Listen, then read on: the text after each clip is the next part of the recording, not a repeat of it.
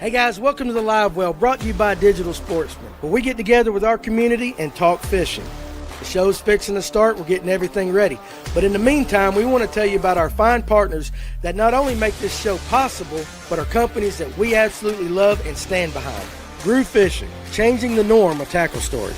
Sonar Pros, specializing in high-end installations across all electronic brands. Go where the pros go. Lipsticker Fishing, specializing in putting clients on giant Lake Lanier bass. Bill Payne's Guide Service, fish with a legend on Lake Allatoona, seasonal smallmouth trips, or even get your sonar dialed in. Brooks Anderson Fishing, guide trips and educating today's anglers on Lake Lanier. Big League Charters, fish with a pro on Tellico, Fort Loudon, Watts Bar, and Chickamauga. Money Saver Lure Retriever, designed to break your lure free from almost any snag.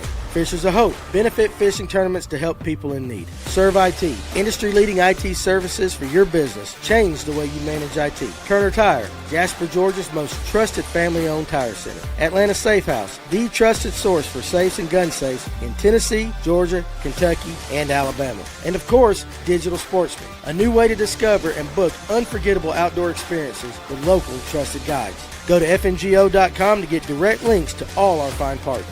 Get ready, and let's talk fishing. All right, guys, we are live. Hey, welcome to Fish North Georgia's Livewell special Saturday night edition. I know it's a time you guys ain't used to, but hey, listen, our guest, I've been trying to get him on for a long time, and this was the night that we can make it happen. So I appreciate you guys joining us. And again, if you're going to be watching or listening to this at a later date, hey, we appreciate you as well. If you're not subscribed to the channel, go ahead and subscribe. Give it a thumbs up. Do all that stuff that helps the algorithm send us out. And, you know, what all the cool kids do. Now, let's go ahead and take care of some business as well. Toys for Tots. Guys, let's start getting you signed up, okay? It's getting close. December 6th is going to be here before you know it.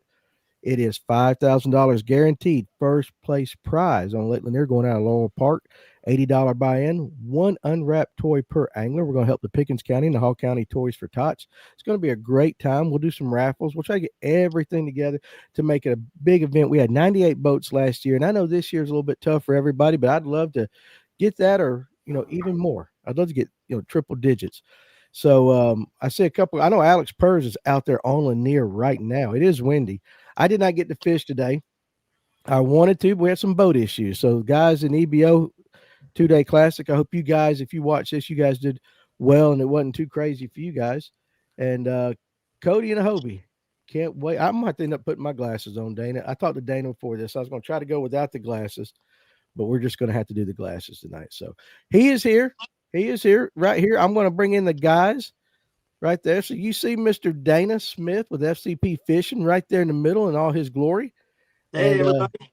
Yeah, and Dave Aldridge is going to join us as well. And we're just gonna have some good, you know, fun talk. So again, I see everybody out there and appreciate you guys joining us. Jeremiah is currently in Savannah. Redfish and Specs is apparently still on fire for anyone willing to make a trip. Well, I'm glad you're out there enjoying it. And of course, like I said, a lot of guys got on the lake today. It was a little bit windy, so I hope it wasn't too bad for you guys. But anyway, is this live, Lipsticker? Yes, this is live, buddy. It is live. It's Saturday night, a little different. So what I want you guys to do, listen, it has been a hot minute since I have had Dana on the show. Dana, what's it been, 3-4 years, something like that, it seems like? It's been a while. I can't shoot. I don't remember. I know it's been a while. Yeah, and I know we recorded one, even after you were on, we recorded one, and then something messed up with the drive. And so we never got to put it out right there. But I'm glad you were, you know, still around. Still doing your fishing, still doing your videos. Guys, if you want to follow him, if you don't already, on YouTube, FCP Fishing. That's where you need to go. I would say, what would you say, Dana? I would say 95 or more % of your content is on Lanier? Yes. Okay, on Lanier. So fair enough right there. What's up, Herschel Metters? And so you guys, listen. You guys need to bring your questions for Dana, because we're going to try to squeeze him for some juice. All right. He gives you a lot on his videos. We're going to squeeze him. So if you got a specific question, hey, Saturday night, you got nothing else to do? Let's see if we can absolutely pull something out. So with that being said, again, Dave, thanks for being here with me tonight. Dana, what's been going on the water here lately? Well, I didn't get a fish this week, unfortunately. I had some I had some truck issues. So, but I've been doing really well with a big spinnerbait. And, you know, my last video was throwing the rock crawler.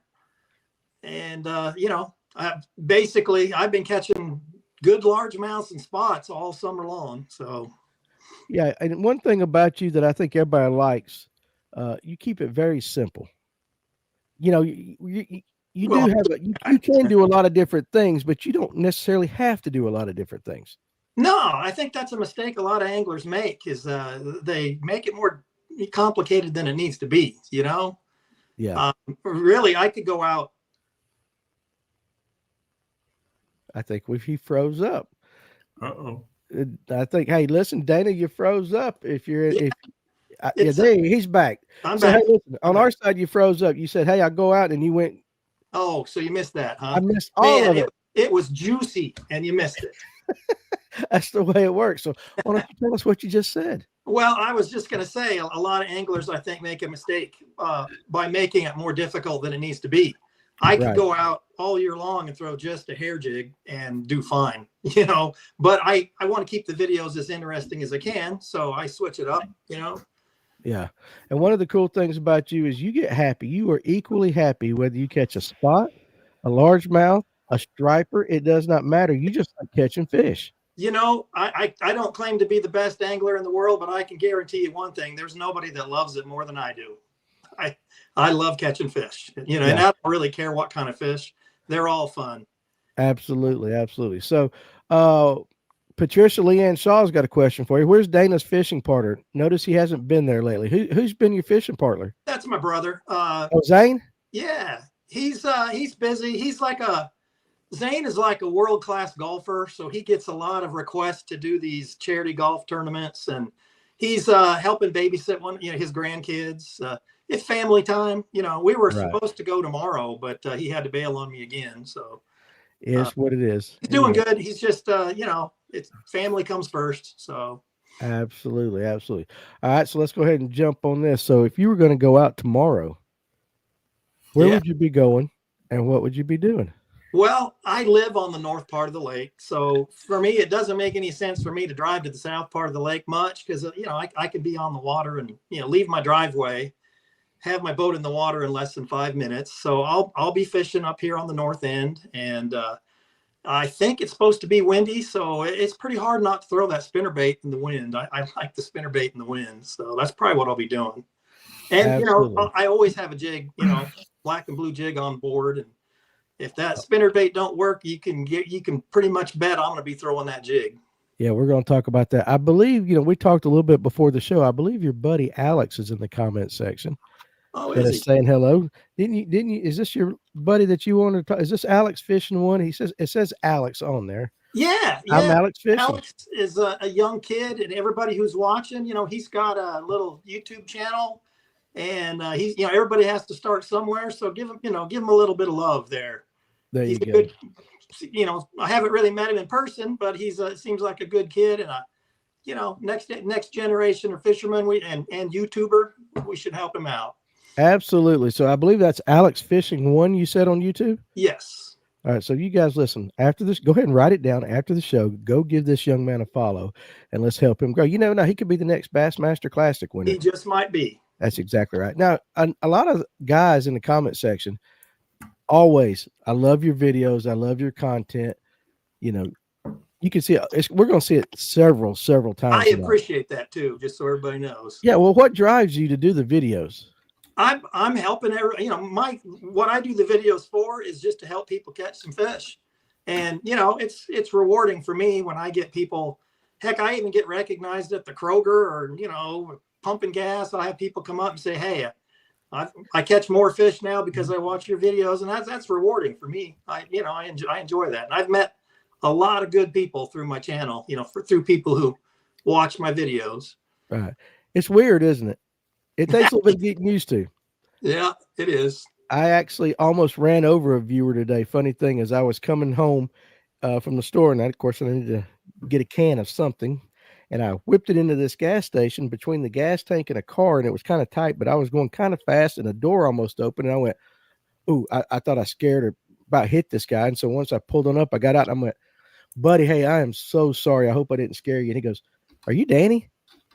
And I went, do I owe you money?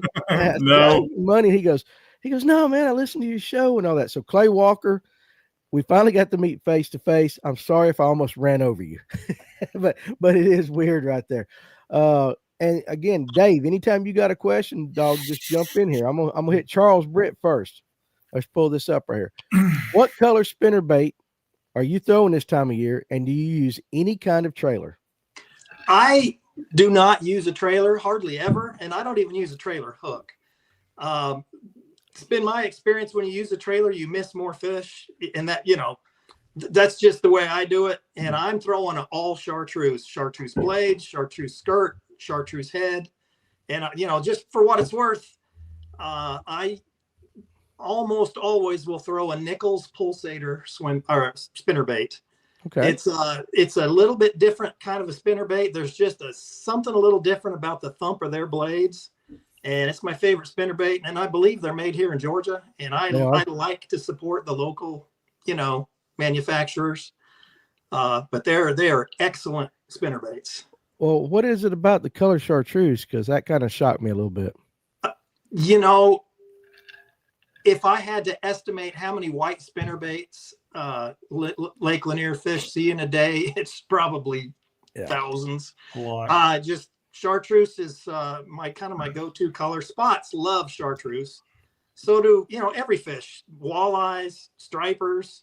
If you see me, my videos in the winters fishing for stripers, 99% of them that I catch on my hair jig, it's the brightest, most obnoxious chartreuse you could ever see, and most people would see that lure and say, you're not going to catch a fish on that. Right. But I'm telling you, that chartreuse is a game changer. Fish just love it. Okay, what are you targeting with your spinnerbait this time of year? This time of year, spots and largemouth. And what about structure? Like, you doing points or you? Points. I go to the back of the creeks for the most part. In fact, I spend most of my time all year long in the backs of the creeks. You don't really have to travel very far to find fish at Lanier. Up the backs of the creeks on the north end, the lake is not as spread out, so you don't have to search as much to find fish.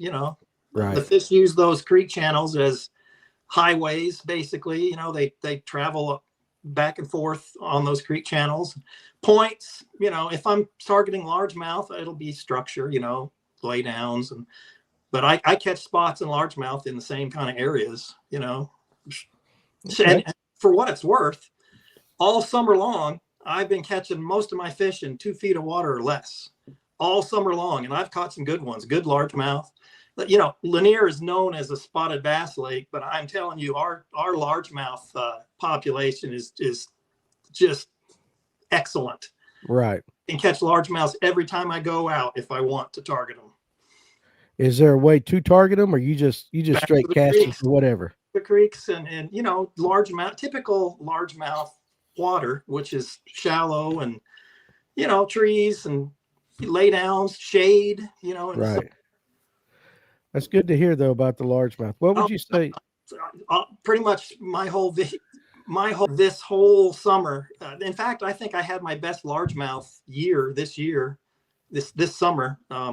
Just targeting largemouth. So almost every video was targeting largemouths because if you can go out and catch lots of fours, you're not going to catch too many 7 or 8 pounders nowadays on Lanier, but there's plenty of 4s and 5s, 3 pounders. And interestingly enough, I catch plenty of big spots mixed right in that shallow largemouth water right with them. So Dave, we hear that all the time, because you're always around the show or either on it and all that. We always hear guys talk about it. They want to catch big spots. They got to go south. But Dana fishes north. Yeah, he does too. Yeah.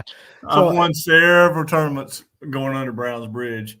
And I agree with him 100%. That Nichols spinnerbait, that is my Ken Pruitt, he'll testify. That's the only one I have in the boat. My man. Not a lot of people use it. And interestingly enough, just last weekend I was at Gunnersville and I caught several good largemouths throwing that spinnerbait. Yeah, they'll bite it. hook up with me after. I got one that they bite a little bit better, but it's a little slower. But like I said, when I can't, and Dana, I'm from Louisiana originally. I moved here about 7 years ago. My wife moved us for work. And I actually went to the dugout. And I said, dude, what do I do? Because everything, it looked like when I pulled out on Lake Allatoona and Lake Lanier, it looked like bath water to me. And he's like, hey, take this nickel spinnerbait. And the cool thing about it, it's got a heavy enough wire, you burn it. And that's what I do. So I'm actually bringing the boat home, be home for a couple of weeks, just with travel or work. I'm going to be on Lanier. That's my deal. I put that sucker on 7-1 and I burn the heck out of it, mostly catching spots.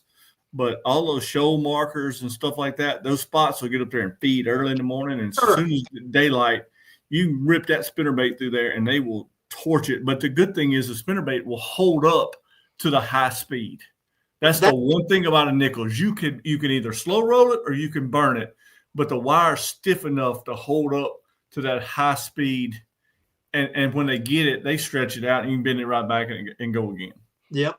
There you go. Well, that particular spinnerbait, I this summer I went back and visited my parents in Nebraska. I'm from Nebraska, and I used that exact spinnerbait to catch walleyes, northern pike, hybrid stripers. We caught 2.5 pound white bass on it. I've caught stripers on it. It'll catch anything that swims. I mean, it's a multi-species lure. I'm a multi-species guy. Yep. But I do catch plenty of bass. But I like it because, in fact, one of my recent videos, I caught a big old channel cat on it. Same thing. Mm-hmm. Anything will eat it. It reminds me a little bit, Danny, of that Terminator that Kevin likes to throw. That's that titanium wire. It's not titanium, but it's very durable. Yeah. Oh, I'm familiar with old nickel spinnerbaits. That's for sure. Now, Lipstick said. Interestingly, back when I was doing fishing reports for you guys, and we were sponsored back then. But I think Nichols might have sponsored some of those videos. And that's how I kind of got introduced to Nichols back then. So okay, there you go. So Kevin with Lipsticker says, I get clients that ask me if I know Dana. I always tell them fishes the north end, has a YouTube and everything, and he says, Dana, we should go swing on some one day. I think that would be really interesting. I'd love to. There you go. Let's see. Herschel. I started bass fishing about 1 year ago, and Dana's channel got me up to speed. I mean, that's got to make you feel good when you hear that. That's why I do it, because, if you're going to do a YouTube channel, you don't do it thinking you're going to make a bunch of money. Because it's very, it's very rare for someone to make a bunch. I make a little bit of money, enough to pay for boat gas, Yep. And the more it grows, I'm hoping it'll keep growing because I'd like to do it full time. Just being honest, I would love to. For sure. How you like that comment? Dana is like the Bob Ross of fishing videos. She's like the cool guy out there, the fishing videos. That's funny as all get go. Tracy Coach. Yeah. Well, hey, there's a lot worse things you can be compared to than Bob Ross, right? Tracy said, I got some followers and bites on a spinnerbait today, but no takers. Several strikes on a jig as well. Everything I caught today came on a Berkeley Credge from 20 foot to top water. Dana, you throwing any top water right now? Or you just, this has been the slowest year for top water for me. I had several days where I did pretty good. And if I'm throwing top water, 99% of the time I'm throwing a Spro E-Pop. That's another lure that was back when I was doing fishing reports for you guys. I love that lure, but this year was just an off year for top water. I caught some, right. But interestingly enough, I had my best top water days up the river this summer. Really? Yeah, up the Chattahoochee. And in fact, I think I could probably still go up there. In fact, I probably will be here in the next couple weeks. I'll be going up the river. But we need to, the top water always works best for me when we have more water. If they keep letting water out, we're not going to have a lake, How far down is it? It's down at least 5 feet. I mean, the boat ramp that I live close to, I'm just afraid they're going to close it here soon because, the end of the ramp is getting close. Yeah. Which one is that? I live really close to the Little River. Little River. Okay. I knew it was up there somewhere. Coleman Jones, Dana, what are your favorite size and brands of jigs? I make my own jigs. As far as size goes, I'm a little different. I use the jig differently than most guys. I pour my own, and I tie my own.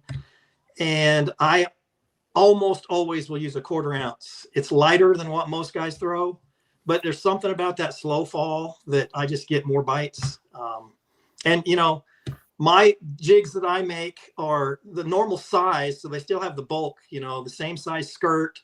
They're just lighter. But the hook in it that I use is only a 2-aught hook. So okay. It's not a great big jig, but I'm telling you that slow fall is for me anyway, for the way I fish. I catch a lot of fish on a jig. In fact, that's another lure I could go out all year long, 365 days a year, and I catch plenty just throwing a black and blue jig.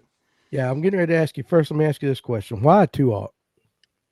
That's just the mold I have. That's the size that fits it, and I don't like a heavy wire hook in a jig personally.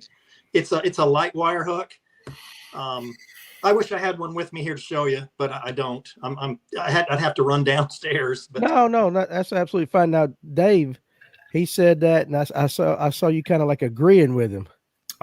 I'm gonna tell you, man. I try not to throw a heavy wire hook. Now I do throw dirty jigs. It's pretty good. I was gonna say, if I had to choose a store-bought jig, it would probably be a dirty jig. So yeah. My son uses those. But I throw a 5/8. Yeah, you go heavy, he goes light. Jig. But I will tell you, I actually had a guide here on Lanier. We were out fishing one day and catching fish on just a Texas rig, and he's finally turned around and he said, "What hook are you using?" I'm like, "What do you mean?" He goes, "You ain't lost a fish."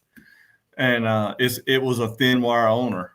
I had Dustin Connell got me onto that. He's like, "Dude, don't throw a big heavy hook." He said, especially for spots.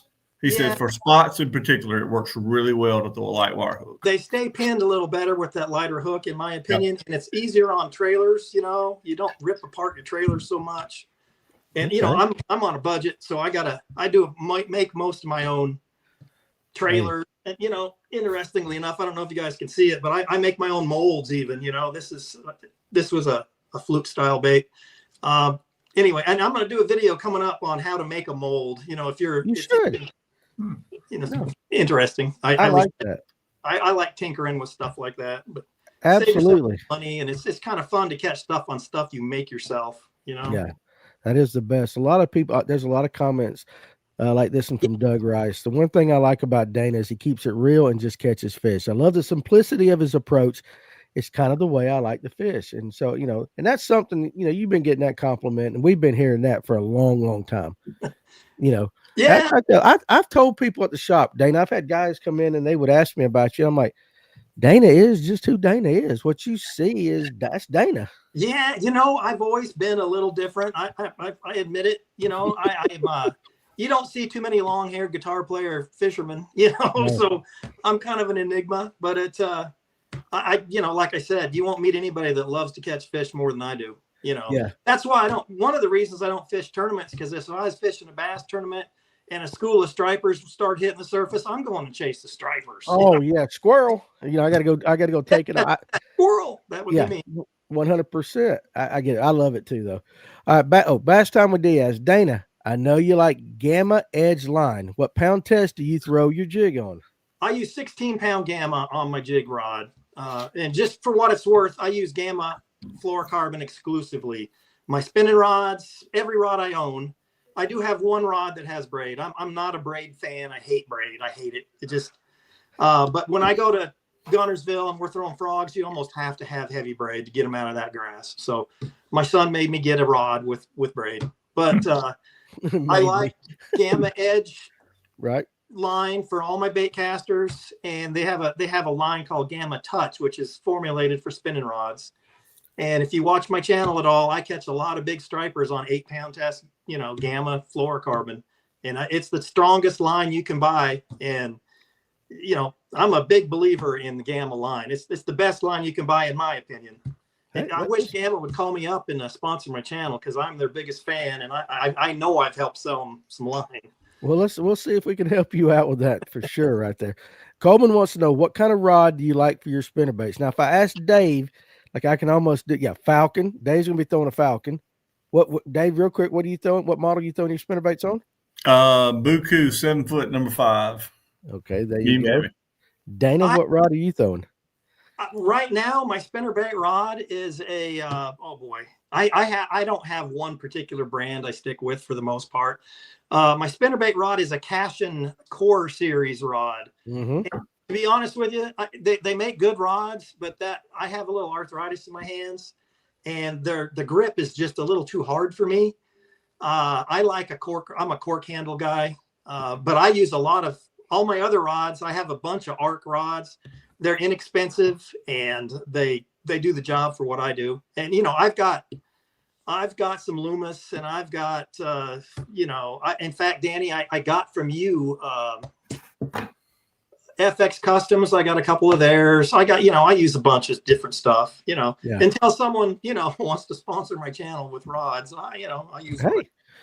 It could happen. It could happen. Now, John Burris, what weight spinnerbait are you throwing? And Dave, you can answer. Now, Dave, didn't you say something about being heavier, or was that your jig? My jig's heavier. On Lanier, I only throw a 1/2 ounce. 1/2 ounce spinnerbait. What are you throwing, Dana? I'm throwing a half. Right now, I'm throwing a half. I do have several 1.5 ounce real heavy spinnerbaits. My dad taught me this when I was in Nebraska earlier in the summer. We'd get a big old heavy spinnerbait and we would throw it out and let it hit the bottom, and we would kind of jerk it off the bottom and let it helicopter down. And we were catching big walleyes, big hybrid stripers doing that, and it was a blast. I'm going to be trying that technique here at Lanier for stripers, and I'm pretty sure spots and largemouth would hit it too. But anyway, right now at Lanier, I'm throwing a 1/2 ounce. 1/2 ounce, and that's that chartreuse one. Yep, all chartreuse one. Speaking of walleye, Dana, have you caught a walleye on Lanier yet? Interestingly enough, no, I haven't caught one for several years. I had the head fisheries biologist for the DNR contact me just to have a conversation. Nice guy. His last name is Roop, if I remember correctly. And they're even having a hard time when they go up to shock them for brood stock to make more walleyes. They're having a hard time finding them. Unfortunately, the habitat is degrading up in the river, and like I said, there's just not that many walleyes left. There are some, I know. Unfortunately, I haven't caught one for the last, it's been 2 or 3 years, which is sad. I love catching walleye, and I love eating them too. Oh yeah, they're great, absolutely great. Yeah, that is sad. I hadn't heard anybody talk about that. You know what the big problem is? One of the problems with the walleyes, and we used to have a huge white bass fishery in Lanier. And speaking to the DNR guy, it's the blueback herring that wiped out the white bass, and that's what's hurting. Really, it hurts every fish on Lanier. You wouldn't know with spots because the spots are very prolific. But the blueback herring, anytime the eggs that the fish put out hatch, the little tiny fry, the bluebacks just eat them. They're just like vacuum cleaners. They eat them all. And that's what wiped out the white bass, which is sad. They are still stocking white bass, but there's not enough in there to make a big difference. I used to be able to catch, 100 in an afternoon, which was fun. But unfortunately, you're lucky to catch a white bass on Lanier nowadays. Really? Yeah. That's interesting like that. All right. How do you retrieve your jigs, Dana? Now we're going to get into these retrieves of yours. I don't hop it very much. For the most part, I try to maintain bottom contact. So I'm dragging it through the rocks for the most part. And, you're going to bring it off the bottom some, and it's that slow fall that makes for me, makes a big difference. But it's not, there's no big secret on how I retrieve my jig. I just cast it out, let it hit bottom, and I just kind of drag it along and, wait for the thump. And I'm a big fan of that thump. Oh yeah, I bet you are. Now, black and blue is your color. What is it about black and blue? The color that I tie for the most part is black, dark green pumpkin, and blue. It's all mixed together. It's just one, it's just like 3 colors in one. But for the most part in the water, it looks black, It's just a darker profile. Yeah. Okay. And blue, for what it's worth, anybody who's watching, blue is, in my opinion, is a very important color on Lake Lanier. The worms I make, I have a blue color that I make. It's the best color on Lanier, in my opinion, and it actually works everywhere. So I think they see blue a little deeper than they can see some of the other colors. That's just my guess. Dave, you throw anything other than, I mean, maybe the black and blue jig? You throw anything blue, whether it's here or over at Gunnersville? Yeah, I do. I throw a lot of I got a little special jig I get made in Missouri that Ken actually turned me on to. I put blue on it. Actually the Guggen 3-inch little crawl, that little bitty one, it's a little small compact jig. Mm-hmm. I'll throw some blue on it. You know, like my fluke, that glimmer blue.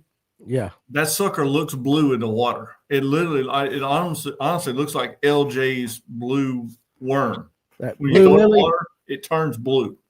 Okay. And that's just been the color for me on Lanier. Like as far as like fluke goes, I don't throw any other color. I don't throw white or bone or anything like that. I throw that one. It seems to be the best. Man, I'm a big fan of the fluke. If you watch my channel, I use a fluke a lot, and I use white. Yes, you do. I use just pearl white, and I always dye my tail chartreuse. And if they're not hitting it on the chartreuse dyed tail, I'll dye it red.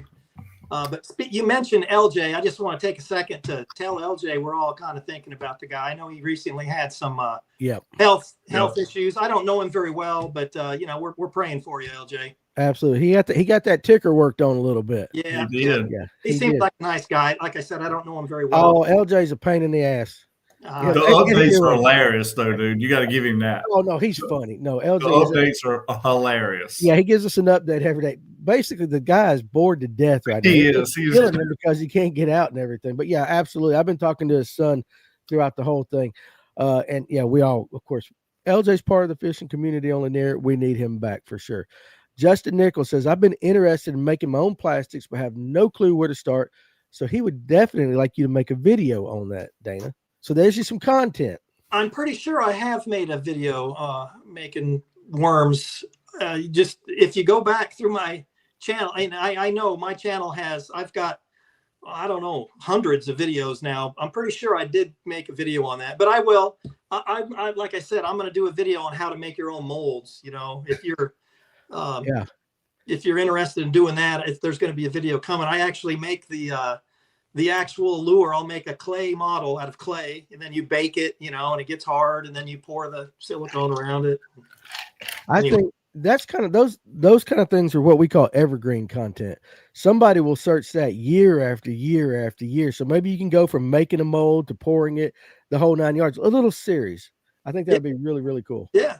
All right. So Tim Wyatt. Now first of all, Tim, listen, let me tell you what I did. That Tim fishes EBO with us, and I want to know how you guys did, but also too, I had boat issues. We had our classic this weekend, and today was day one and all that. And I found out today, Tim, I texted Justin yesterday because I was going to see if I could borrow Justin's boat to fish it. And I found out from John Sarah that I have Justin's old phone number. And so I found that out today. So I was texting him yesterday, dude, I need your boat. You know, can I borrow your boat? And all of a sudden, nothing. I'm like, man, I must have made Justin mad, but no, I had the wrong number. Now, if Tim says this, take it to the bank, because he is one of the better anglers that I know, Dana. I don't consider myself a great fisherman, but I can hold my own. And that's what I'm saying. He absolutely can. I have tried to duplicate Dana's hair jig head fluke techniques, and I can't do it. He flat out catches them. And of all the things people talk about Dana Smith and FCP Fishing, it's that damn hair jig that you like to throw and your fluke on a jig head. But the reality is you keep it very simple. It's not really, you don't do a lot of crazy stuff with it. No, but keep in mind, I've been fishing a hair jig for well over half a century now. Mm-hmm. And for me, it's like a warm blanket. It's like comforting to me. It's hard to explain. There's an art to fishing a hair jig, and, you know, and my jig and fluke technique is basically the same thing. They fall a bit different. Well, when would you go with the hair jig versus the fluke?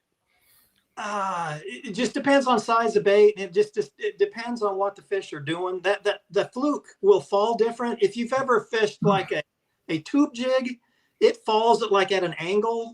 You know, it'll kind of helicopter down. The jig and fluke will do similar.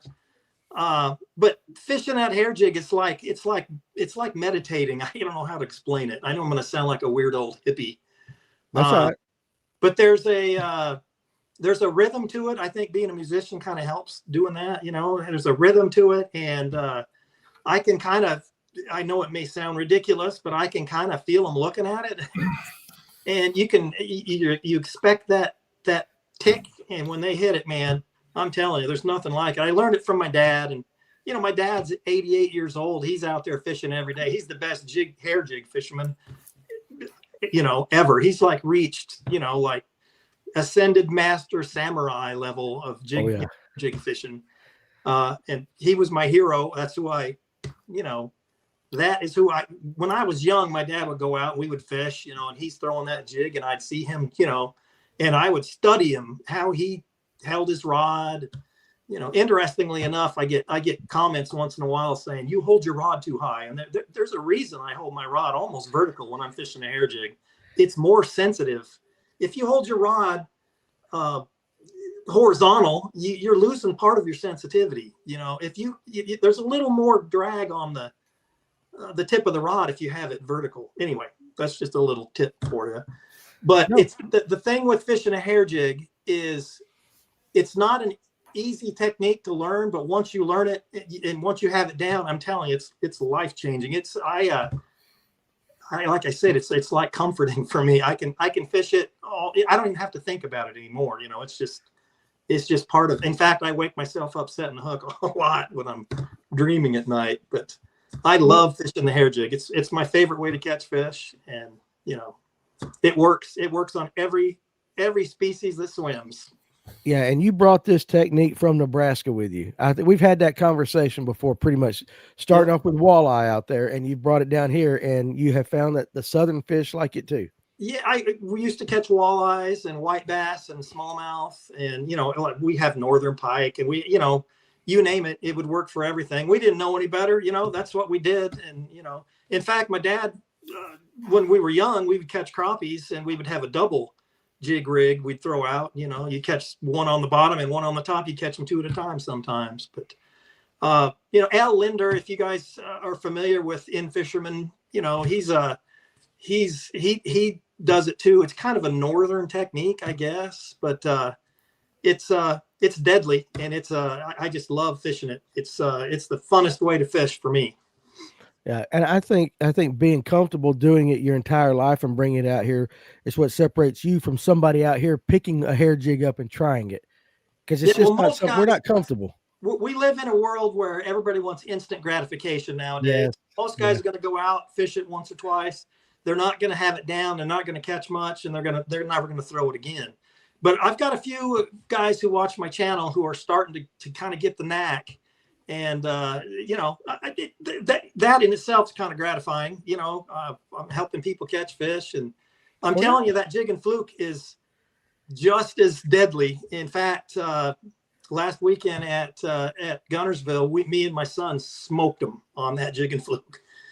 Okay. All right. Speaking of Gunnersville, and first of all, and let me ask this for Dave real quick. Do you guys, you're from Louisiana, you brought your techniques out here. Was there any hair jigs involved at all out there in Louisiana? Not for me, not till I got to Gunnersville. I never threw it. I played with it a little bit. I never got bit on it. When I came to Gunnersville, it's a big deal. Okay. Well, there you go. So since you kind of brought it up at Gunnersville over there, Dana, go ahead before we get to the next question. Tell us a little bit about why that. And when you say you jig and fluke, explain to somebody the actual setup. What are you throwing your fluke on? It's just a jig head, and I pour my own jig heads. It's hard. A ball head? I'm sorry? Similar to like a ball head style jig? It's just a round ball head jig.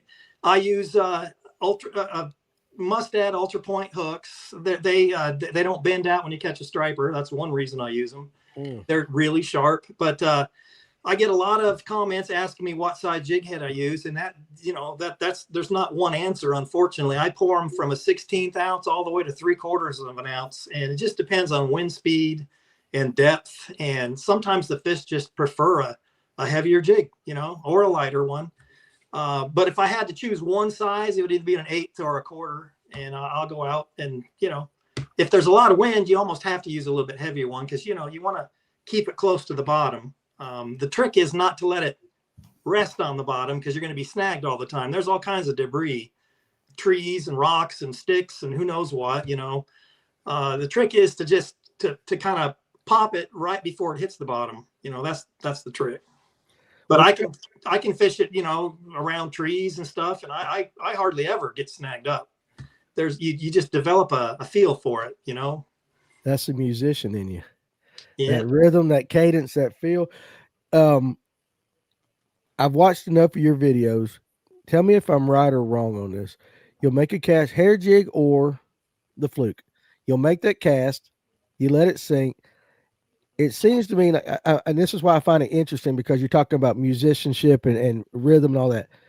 It's almost like it's a 3-pop, like a pop, pop, pop. It's actually 2. Is it 2? Okay, so Yeah. it's 2, but it's the same thing almost every time, right? Yep.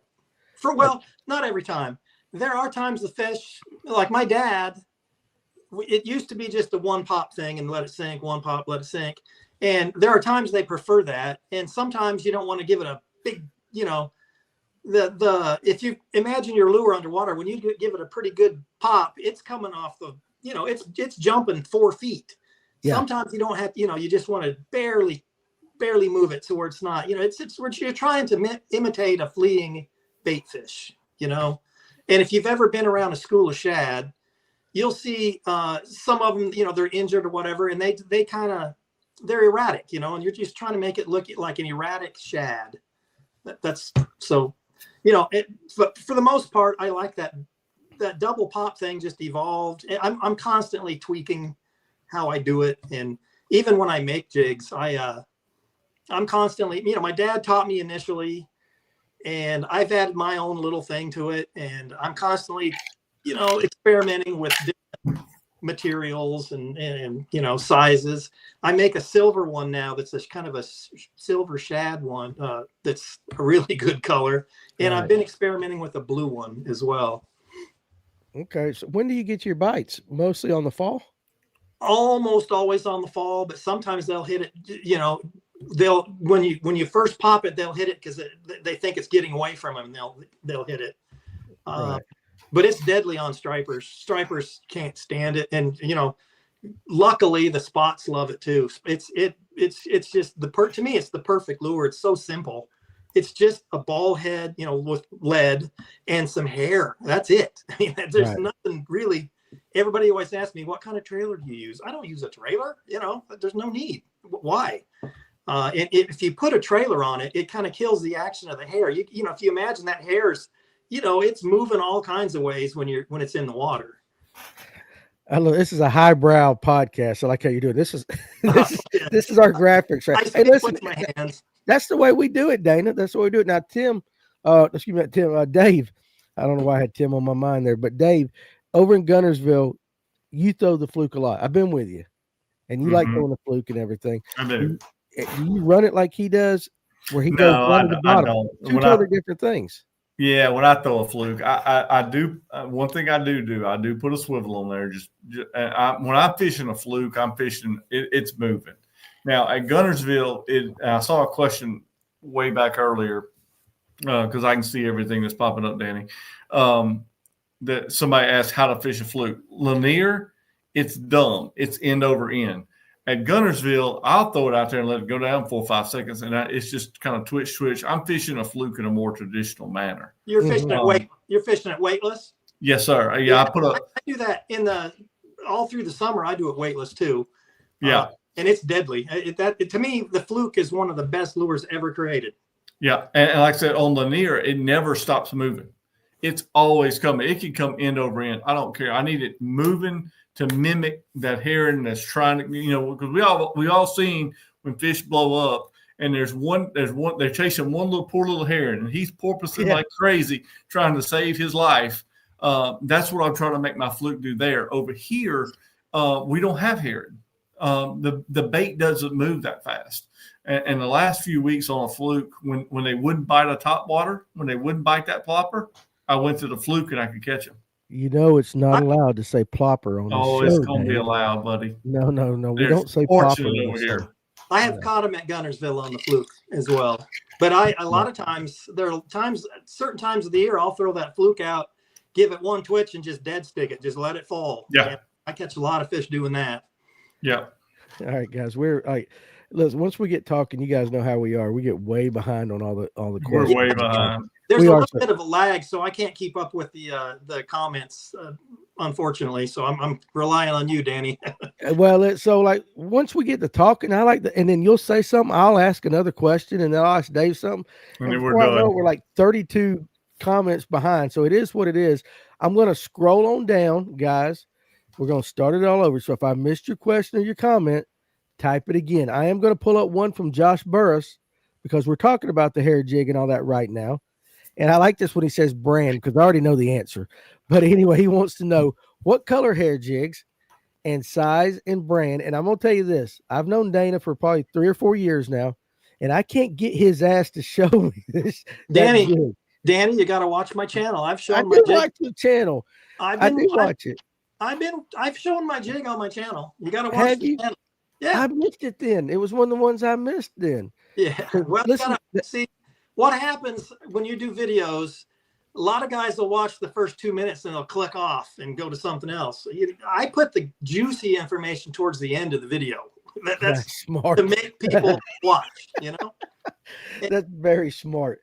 I do watch it, but I do know that there was a time, Dana. Well, I still, you know what? Come on. Fisherman's not going to give away all of his secrets. That's it. Because you would tell me back in the day. This is one of the things I love about you. And Dave, he's a click offer, Danny. He just admitted it right there. Yeah, he's a click offer. Yeah. Me? No, not necessarily. Maybe some, but I always give the thumbs and like, and I do all that stuff. I make sure I take care of them on that. But there was a time, Dave, before you guys started hanging around here, that we had talked to Dana, he'd come on, and he wouldn't show. I knew it was white, and I knew it had some chartreuse in it, and I knew it was something. Come on, I knew it was from the walleye world. That's all I knew. So to answer the guy's question, there's no brand. I make my own. That's what I'm saying. Color, I'll use a white, I'll use a chartreuse, and I make a silver one. That's my 3 basic colors. As far as size goes, it's the same thing. I make them from, I tie a special jig that I use to catch gar. I know I'm the only guy who likes gar, although my gar videos do pretty good. Yes. I'll make those. Those are either a 16th or an 8th. That's the key to catching gar. And I hook them. I don't, get something stuck in their teeth and reel them in. I hook them. But I'll make them from 1/16 ounce all the way to a 1/2 ounce. I usually don't go bigger than a 1/2. But if I had to choose one size, it'd probably be an 1/8 or a 1/4. Gotcha. Hey, Ken Pruitt out there, appreciate you giving me the updates on the scores. A&M 14, LSU 9. He's doing that for you, right? I know. I need a good update, Ken. Don't worry about the other ones. Alabama come back and win. I thought they were going to win. They should have. We're happy around here. Now, cranking and yanking, buddy. It is Saturday night. Dana has a crazy work schedule, and so yes, he does. I was able to grab him, and he said, the only night I can do is Saturday night. So you know what? It's Dana's Saturday night right here on Fish North Georgia. Now, Jeremiah had a question right up here. Here's one of the real difference makers. Is the hair jig actually made of hair, or is it tied with feathers and marabou? Yes. A little bit of everything. Yeah, I you know what? I'm going to do a video where I cut some of my own hair, and I'm going to tie a jig using my own hair just to show people. Most people get hung up on the jig. I can give me any store-bought bucktail. I'll go out and catch as many fish as I want.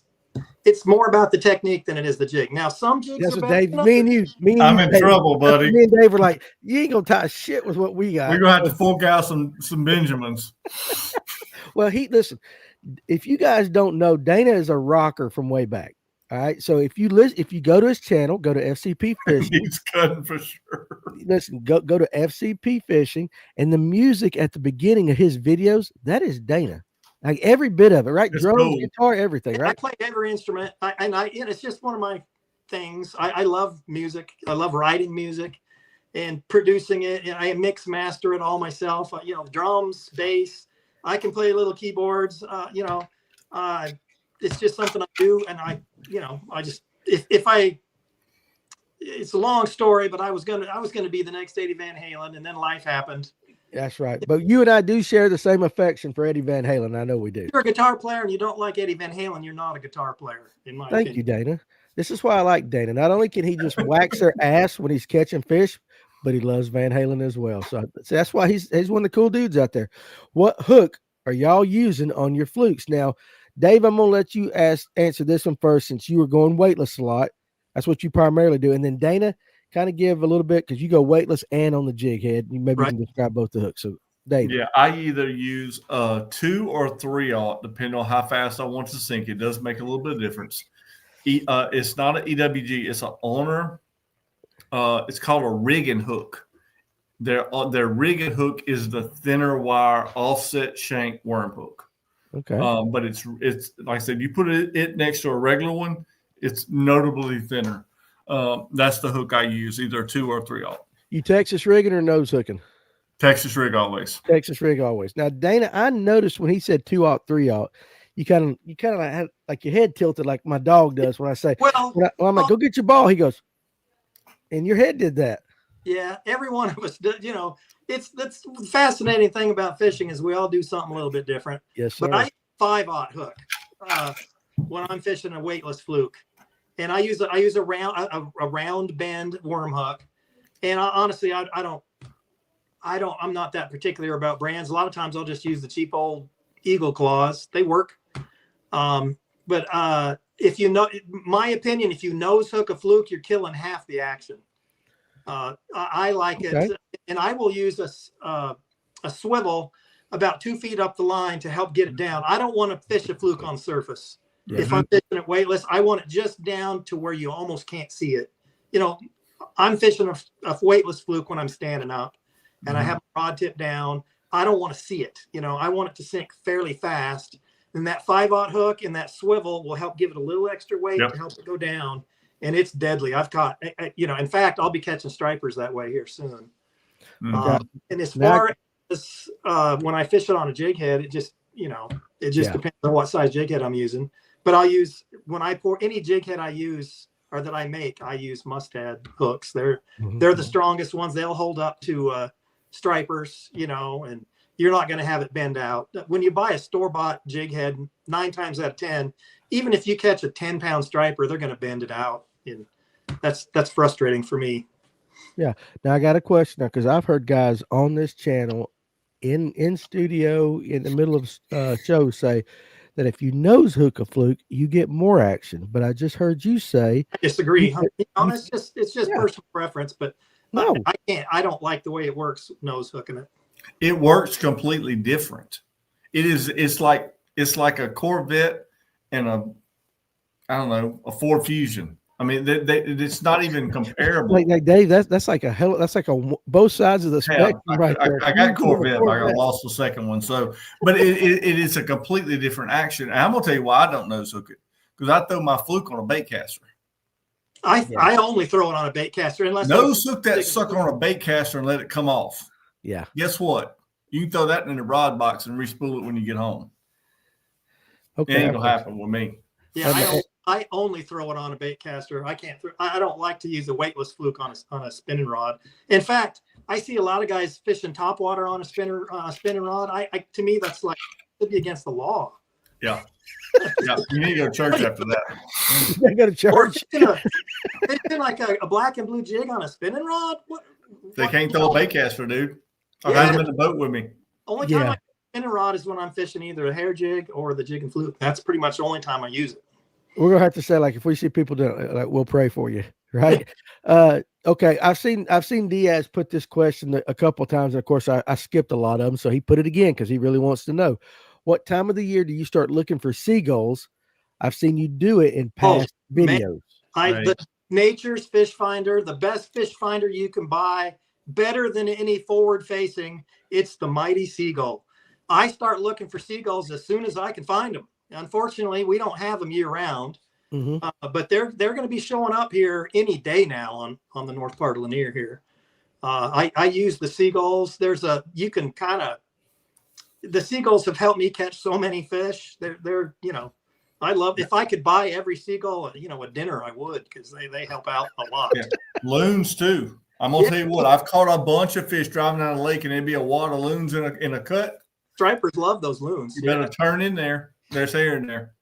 See, listen, y'all talking like some old time fishing skills right there. Pay attention to nature, right? That's before I had four fish of sonar, I had to look at birds. That's right. I get accused of fishing old school all the time. Just because it's old school doesn't mean it doesn't still work. No, we talk about that all the time. There are baits that have always worked, techniques that have always worked. They'll always work from here on out to the end of time. But it ain't always the sexiest thing, right? Especially because you got the bait companies saying. To me, a jig and a hair jig and maybe a fluke. I have about less than 10 lures I use all year long, and that's all I use. Why spend the money? A lot of the today's lures are manufactured to catch the fishermen more than they are the fish, in my opinion. Yes, sir. Not saying they don't work sometimes, but Same thing with colors. Yeah. Oh yeah. Same thing with colors. Like you really could take Zoom trick worms. 822 colors. Yeah. Really could catch every fish. Need two, really. Yeah. Two, three. I throw three. See, yeah. And I know one of the ones you throw because I throw it now because of that. Green pumpkin magic, buddy. That green pumpkin magic. Everywhere you go. That's right. I've been ripping the skirts off my jackhammers, and I tied a 5-inch bucktail skirt on it. It's great in deep water, and I can keep a trailer hook on it. It straight smashes them, and I don't miss fish. About that bucktail, I'm telling you, it works. Oh, Ken said there's a strong bite on the plopper, hellraiser, and slobber knocker. Watch him spit his chew across the room. Dana, let me ask you this. Is there a bait out there? Because you just seen 3 in that one comment that I can't stand. Is there a bait out there that you just can't stand? Oh, I don't want to make everybody mad, No, go ahead. Let's make them mad. It's Saturday night. I don't fish a drop shot ever. I've caught fish on it before. I'm just not a drop shot guy.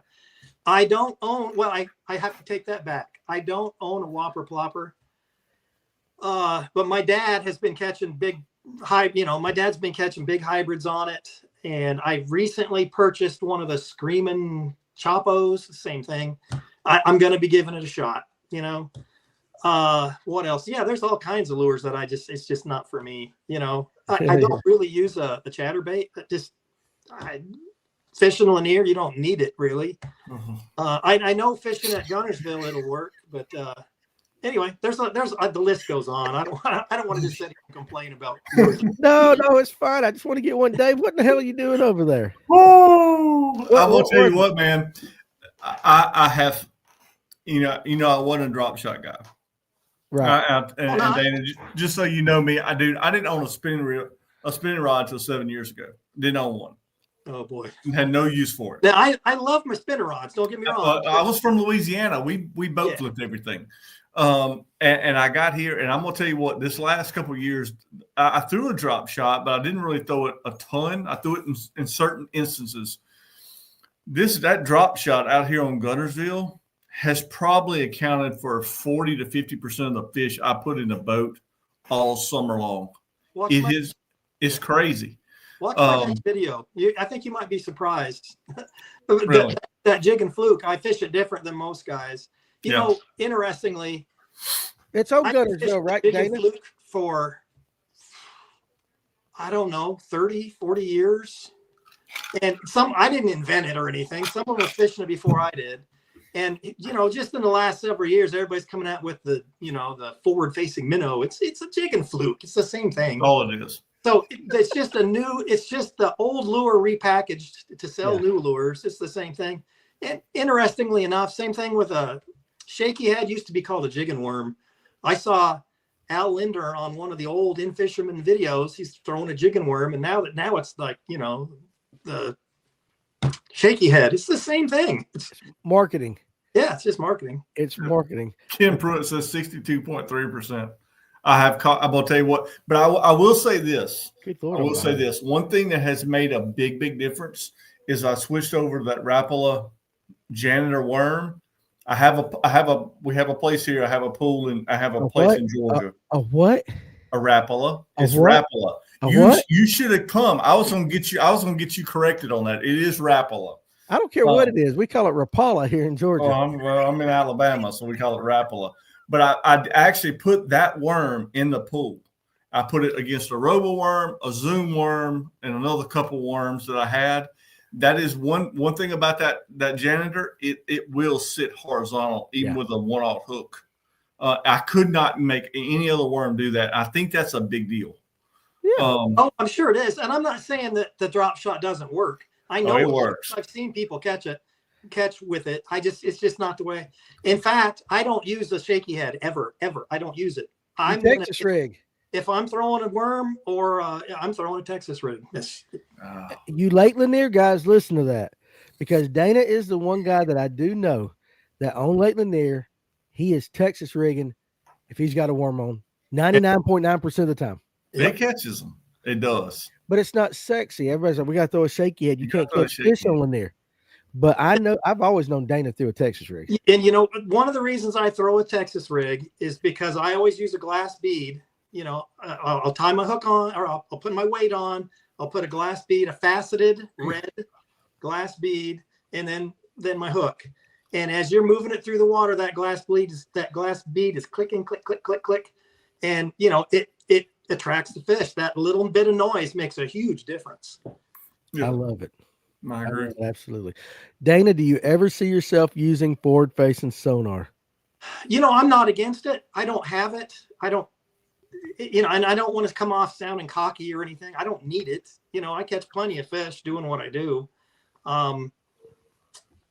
My son has it on his boat.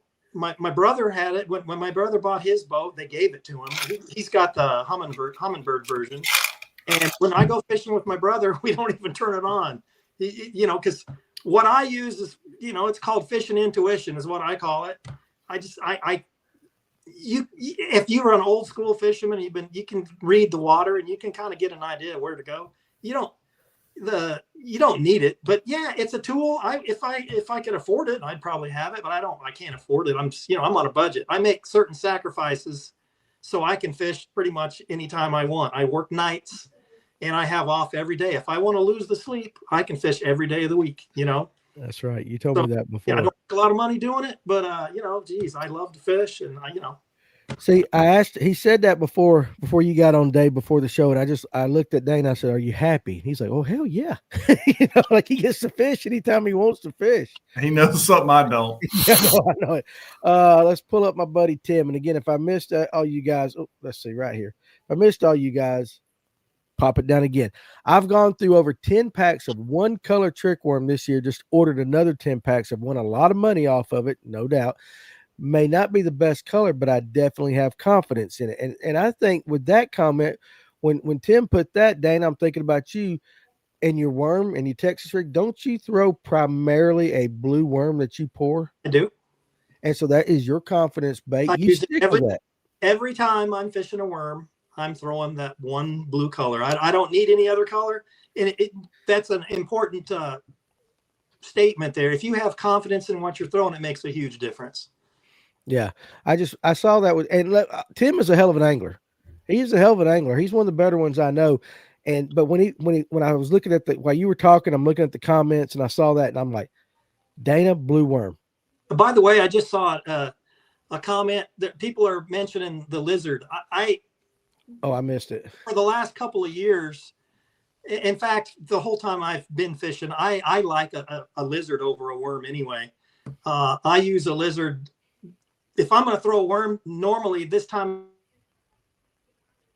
Look, he's getting ready to drop some damn juice, and he went out. Froze. So, Dana, you're going to come back for a second. We'll see if Dana pops back on. Yeah. Dana, hey, listen, you froze up again. You said, if I'm going to throw a lizard, and then it went bloom. Can you hear me now? We can, but nobody got the juice. Say it again. Well, you do. I don't think Danny's froze up now. No, he's good. I'm good on our side. Well, he's froze up on my side. Well, we can hear you. Okay. All right. Okay. Talk about the lizard again. Man, I catch a lot of fish on a lizard, especially pre-spawn and spawn time. The lizard's deadly, especially on Lanier. Spots love it. I catch a lot of largemouths. In fact, it just so happens he's got one, and we're fuzzy. These new lizard from 6 Cents, and I'm not sponsored or anything. I just happen to have them here. But they don't have the curly tail. It's kind of a blade shaped tail. Deadly. Yeah. I love the lizard. I'll throw a lizard over a worm nowadays. In fact, if you watch my videos, I haven't thrown a worm for a couple of years. Okay. I throw the lizards. Dana, take a deep breath. because you're fuzzy. So I think you're set. We hear everything you're saying just fine. Catching up. Yeah, we're catching up. It might be lagging just a little bit. We'll let Dana catch up right there. Which is and they can hear you. Dana, you throwing a 6-inch or a 4-inch? Because I know you held up the ridge. Now I can't hear you guys. Okay, so you might have to reconnect, Dana. I think he might have to reconnect. Yeah. Okay, so Dave, what you're hearing so far though, I mean, what are you thinking? Oh, there you go. Now you're clear again. Okay, now I can see you. I couldn't see you guys there for a minute. Yeah, you're good. You know what? It's simple. It's simple, and something that I've tried to do over the last few years is simplify things. I mean, I only have two. You see my wall, Danny? It's 2 or 3 colors. I know what color. I know what color Kitech you like to throw. Yeah, I do. I just got 10 packs in. My wife bought them from when she left Georgia. She's like, I brought you something. But I'm gonna tell you, that's just an 8-rig. When you made that, I went back and watched it because I was working. If I'm on Lanier, Pro Blue, electric shad, easy shiner. That's the only one I'm gonna throw. Over here on the 8-rig, it's gonna be a French Pearl Kitech if I can find them. Yeah, I got that. They just bite it better. Like I said, I've gone through a bunch of them, and that's the one they seem to like the best. They do. All right, Dana. Now that we got you back, okay, let's get back on the lizard thing. Yeah, you held up. It looked like a 6-cent ridge lizard. Yeah, 6-inch ridge lizard. And you said it doesn't have the curly tail. No, it doesn't. It's got kind of a spade-shaped tail, I guess. Right. Deadly. I've caught a lot of big fish on it. In fact, I really like the 6-cent stuff, period. Everything I've used from them is really good stuff. Excellent. It seems to be really good. A lot of guys over here are throwing a lot of 6-cent stuff. Yeah, that's funny. Coleman said that China did not want Dana giving up the juice, so they throttled his ass down. Those darn Chinese. Those Chinese. And I'm not on TikTok tonight, so I can say it right there. They can't ban me from TikTok. Let me ask you this, Dana, because, in the shop, we had some lizards and everything, but something I've noticed over the last 5 or 6 years is that there's not a lot of people use lizards unless they're Carolina rigging. Yeah, I never did. And it's not sexy. But what made you mentioned earlier, hey, I haven't thrown a worm in like a couple of years now. What made you switch from the worm to the lizard? I've always used a lizard pre-spawn and spawn. The bass will have an area that they're protecting, which is a nesting area. And when you get that lizard crawling along, they think it's something that's going to attack their nest, and they just hit it harder than they do a worm. And it's there's several people on here that watch my videos. Ask them. Lots of people are throwing a lizard now that watch my videos. I'll use it all year long. They just spots in particular, they just can't stand it. They love that lizard. I'm a huge fan of the lizard. And I use just regular old 6-inch zoom lizards a lot. There are times they want that curly tail. But when things are a little slow, that ridge lizard is just a little bit more subtle, and there's just something about it. It really works. Dave, you know how this show works. Like, there'll be guys on Lanier sometime that after they hear this next week, their asses. Hammond's going to sell out. Hammond's is going to sell the lizards. You're going to sell out. Are you, Dana? Are you swimming that lizard, or are you just kind of working it like you would a jig or anything? I work it like you would a jig or a worm. Just kind of crawling it along. Yeah. But over here, swimming stuff it seems to be a big deal. I've noticed Gunnersville that they prefer moving baits. Yeah. But I will tell you, if I got to Gunnersville last Friday, we didn't get on the water till after 2, and me and my son, I caught a couple on a spinnerbait, and then all of a sudden we started using that jig and fluke, and we caught some on a small swim bait too. But we caught, it had to be in 30 or 40 in 2.5 hours, and there were some smaller fish mixed in there, but we did catch some good ones. They do like their moving baits there. Yeah, I was gonna say I've had and all my YouTube stuff, the last 4, 5, 6 videos, you can tell I'm sitting on the same shell bar, and we started out in June. That's how long I've been fishing the same shell bar with that Zoom vibra worm. Is that what it is, Danny? He's got that big hook tail. The hell you asking me for? Y'all the experts. Well, you on tackle shop. So, but it seems like they want something moving a little bit. Where at Lanier, they don't seem to. It's weird because it's spots normally are chasers. Like on the Coosa River down here, you can throw a Carolina rig or Texas rig out there and fish it where you want to and start reeling back to the boat about half throttle and you can catch something. Yeah. During the day, you're going to catch something. But up here, they seem to like something that moves a little bit. Well, they like my jig and fluke technique. I can tell you that much. There you go. Okay, well, let me ask you this, Dana. What were you out on Guntersville? What were you targeting with your jig and fluke? What kind of structure were you targeting? We were fishing offshore, and it's just isolated. I guess you call them patches of grass. Once we'd hit that grass, we would rip it out of that grass, and once you ripped it out of that grass, thump. Man, it was fun. And we did the same thing with the small swim bait. If you watch my videos, I catch a lot of stripers in the winter on just the small, 3.5-inch swim bait on a jig head. And we were throwing it out there, reeling it. And once we hit that grass, you kind of rip it out, and there they were. It sounds like me in a derrick coop here lately. I've caught a lot of fish on that little derrick coop. That's a big deal over here too. Yeah, and it's kind of the same thing. You kind of worming it through that grass, but it kind of shoots up out of there. Yeah. And they come get it. So Dana, way to catch fish. Yeah, Dana. I went out with Dave and some of the guys. What has it been, about 2? It ain't been quite 2 years. About 13 months ago. About 13 months ago, it was my first trip ever on Guntersville. And being a North Georgia boy, oh my Lord, the grass was overwhelming. Yeah, it's a different thing. I was like I can't stand this crap. There's too much grass everywhere. And all that. But I do know. I mean, we all know that Guntersville is one of the best lakes in the entire nation. You just got to spend some time over there. But if any of you guys have never been to Guntersville and you go for your very first time, just be prepared for 422 different varieties of grass. It could be floating. It could be in 2 foot of water. It could be in 8 foot of water. It's just grass. Just be ready for that. That's all I got to say. I'm not a fan of the floating grass. The other grass, great. I don't like that floating grass. That eel grass makes it tough. Yeah.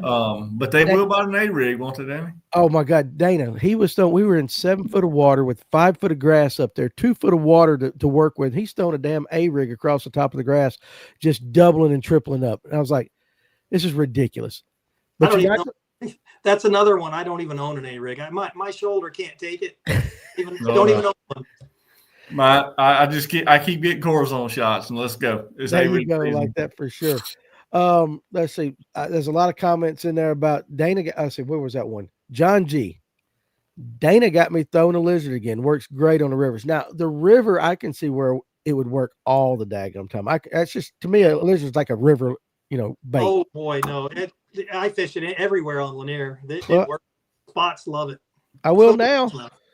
I'm telling you that, and seriously, like it being a Saturday night, a lot of people are going to watch this tomorrow, Monday on their way to work and all that. And I guarantee they'll all be going like, lizard. And they'll either pull up Tackle Warehouse or they'll go up to Hammond's or they'll go to the dugout and they'll be like, or GTO. GTO over there in Guntersville. They'll be like, what? I got to say, lizard? GTO is the best tackle store I've ever been in. Is it not? Now, listen, honestly, he is the man. It is 100%. It is. And all of them. They got several of them there. There are 3.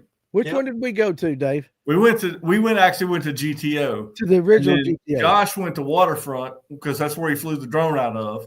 Yes. And then they got the one at Goose Pond. Goose Pond's very small, and they don't have a whole lot there yet. I talked to Mr. Paul. They're working on getting it built up. But Goose Pond, they also have a restaurant in there too, kind of like Waterfront. Yeah. So each one of their stores kind of has a little bit of different stuff, A little bit. Yeah, GTO and Waterfront are pretty similar, but I was telling Danny, I said, when COVID hit and the crunch got bad around Lake Lanier and you couldn't find baits and things like that, I was driving over here and these guys are like, man, we don't have much. I'm like, you don't understand. You've got a ton of stuff. And I would bring baits back from Alabama to Georgia so we could keep fishing.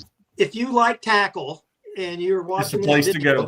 It's worth driving all the way to Scottsboro or Guntersville and visiting GTO. It's a destination. Yeah. There's only 2 other tackle stores I know that I've been in. One is Tackle Attic at Rayburn, and the other one is Toledo Tackle at Toledo Bend. Those are the only 2 I would say they're on par with GTO. Really? Awesome store. Yep. That's funny. Now, I'm going to go through a couple of comments real quick here. Flipping Lizards was big here. Now, Cranking and Yanking, Dana, you've watched some of our shows. I don't know if you've experienced Mr. Cranking and Yanking. He's our Louisiana buddy. God, I lost you. Boy. He's lost us again. Can you hear me now? I think his internet goes in and out up there. So I'm gonna keep going with the comments. He's got a squirrel on a rubber band. He got a squirrel on the rubber band. Patricia Leanne Shaw, I'll get back to that question. Can you hear me? I can. Yeah. Can you hear us now? Okay. Well, you can. I can't hear Danny now. It might be a good thing. That might be a good thing. Just keep on. I'll keep talking. I'm not going to shut up for a second. I love Gunnersville. I miss fishing Grass Lakes. I spent a lot of time in Alabama. Fished Eufaula and Seminole a lot. Diaz, I can't stand that damn lake. Just because that one weekend we were there. It's going to be a good lake. Tim White says, all I remember about my trips to Gunnersville is those damn gnats, which I can totally. In the summertime, they're terrible. You didn't even come close to experiencing that. What month were we there? September. Middle of September.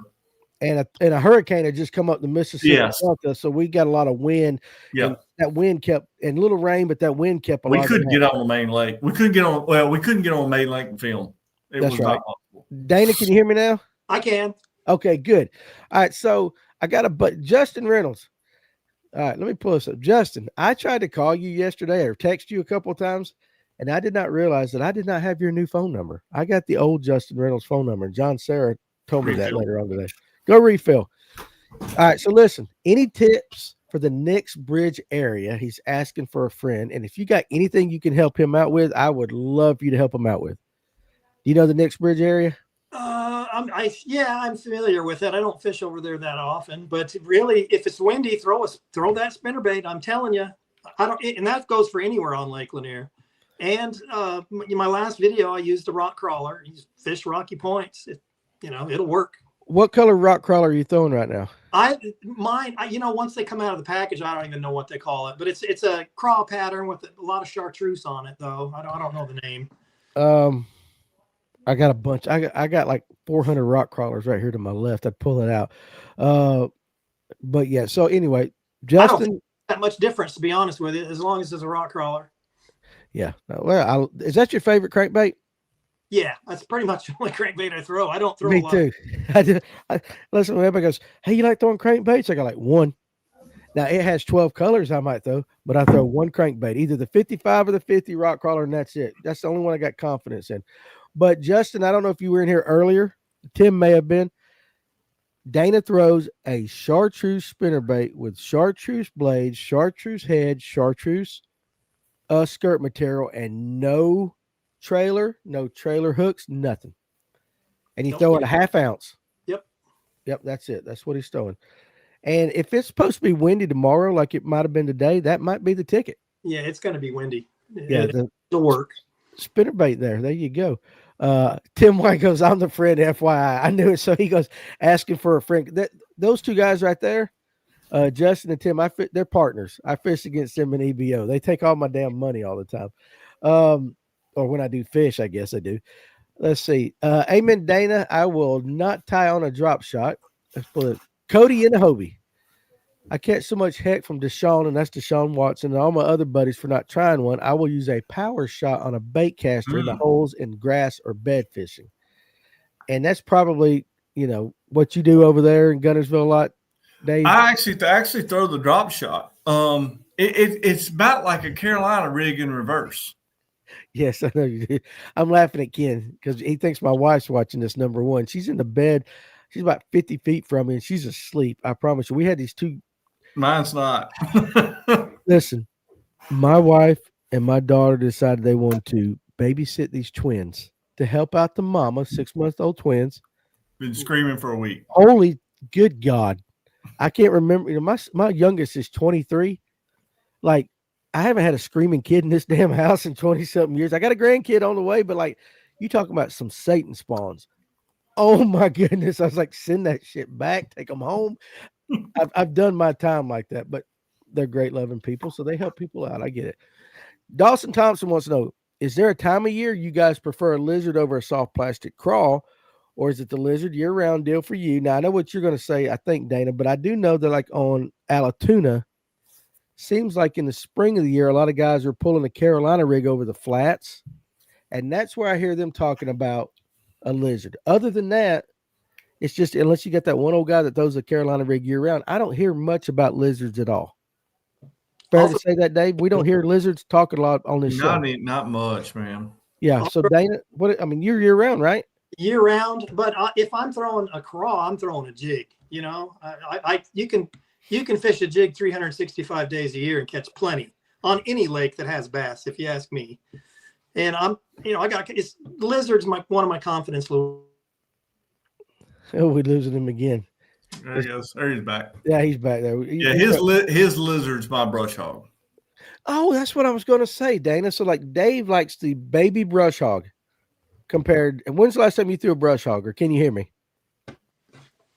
I don't think Dana can hear me. I don't think so. So Dana, like, he's not going to understand any of this silent. Okay, you hear me now? Like, he's I can't see you. That's okay. You don't have to see me. I'm ugly as hell anyway. You ever throw a baby brush hog?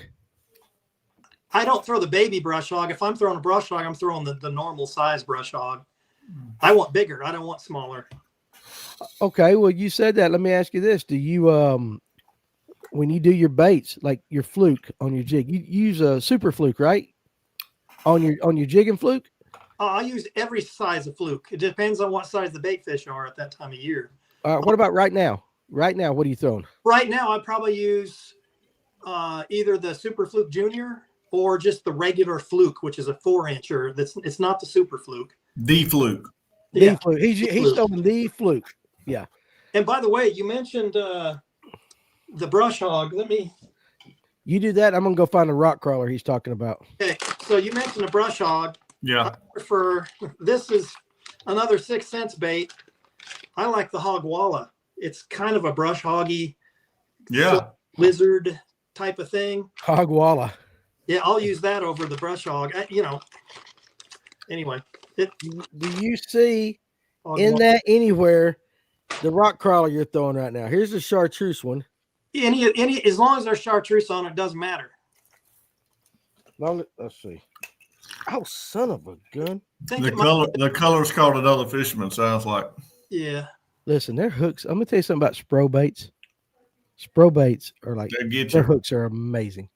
That's got chartreuse. Except for the E-pop, you got to switch those hooks out on the E-pop. You don't like the E-pop hooks? No, they're too soft. No. And out way too easy. Okay, Danny, don't pick your nose on camera. I'm not picking my nose on camera.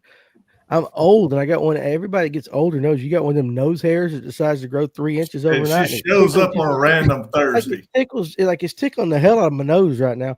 And then right before the show, I looked at it. And I had an eyelash that was like 3 inches long, and I'm like, where the hell did that come from?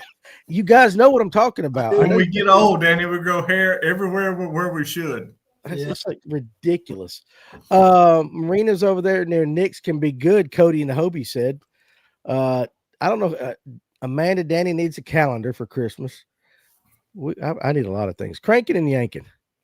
I have 8 grandkids. Tolerance for that screaming goes down as you get older. I bet it does. Cranking and yanking. Listen, like I take medicine to make me happy, and even that shit wasn't enough this past few days. I'm like, guys, help me out. I couldn't go fishing because my boat I have boat situations right now. So my ass went and climbed up a tree this morning. And I'm going to tell you, those 3 hours I was up that tree was exactly what Peaceful I needed. Bliss. Oh, my Lord. Like, I didn't care if I saw a deer at all, which I know Dana has 152 deer in his yard all the time because I see his videos. I love the deer. I feed them. I have one doe that she'll eat from my hand.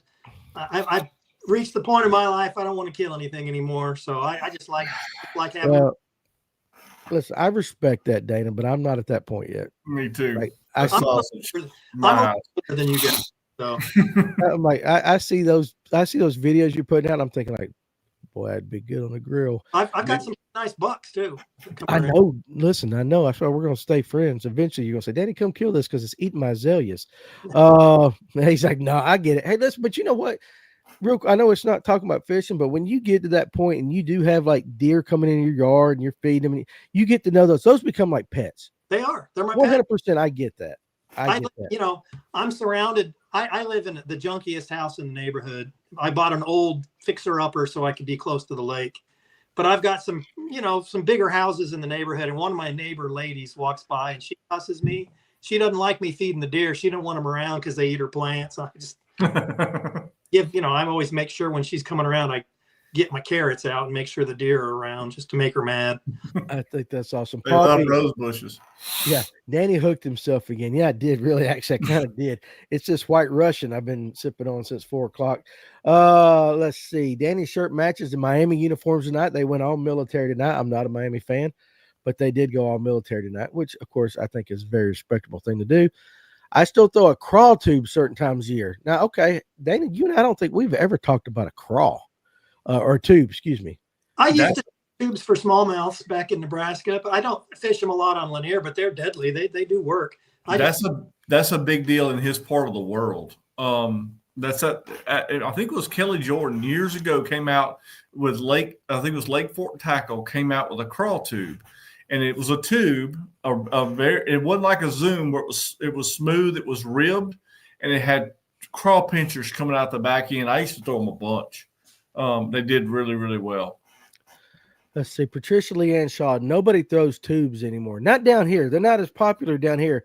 I know Colin Steele came into my shop about 2.5 years ago. It was funny. He comes in, he walks in, he's got like a fro pretty much. And he walks in, I'm like, who's this hippie? And he looks at me and he goes, hey man, where's your tubes? And I'm like, what are you talking about? He goes, do you guys sell tubes? And I'm like, why? You can't hardly find them anymore. Like nobody throws tubes down here. And he goes, where I'm from, again, he's from up north. He goes, everybody throws tubes. And he does throw some tubes for sure. Now, Danny, when I send you the next pictures, you should really be ready to go hunting. November 7th, that man right there, Tony Hall, is taking me to, not Tony Hall, excuse me, Doug Rice. He is taking me to Kentucky for the opening weekend of gun season in Kentucky. So listen, it's who you know, dude. I don't get what this show's about. Oh my Lord. That crankbait box, this was a, let me pull it up again here. It's a groove. Yep. I didn't set that back in there, right? So you have to excuse me real quick. But that's a groove tackle. Other way. There you go, right there. Yeah.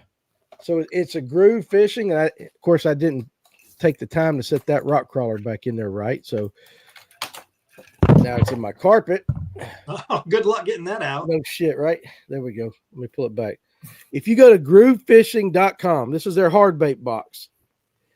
And actually they're really, really good. And I'll show you this. Once you put your crankbaits in there, look. Oh God. Hold on a second. Operator error. This is what happens with live. They won't fall out. Look. I don't know that, you put them in there and them they stick. Let's just put it that way. And them damn rock crawler things, I'm bleeding now.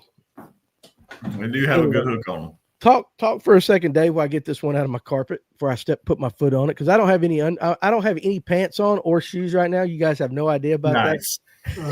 Nice. I'm just kidding about. I do have underwear. So Dana, when y'all came up here to Guntersville, where would y'all fish? Middle Lake, North? Did y'all come to the South End? Where'd y'all fish? I know you said you're out of Scottsboro pretty much. Yeah, my son lives right by a boat ramp, and I can't for the life of me remember the name of it. But it's right there in the. Is it the city park? It's a creek. It is a creek. I don't know the name of it. That's the city park ramp, probably in Scottsboro. It probably is. It's a smaller ramp. Yeah.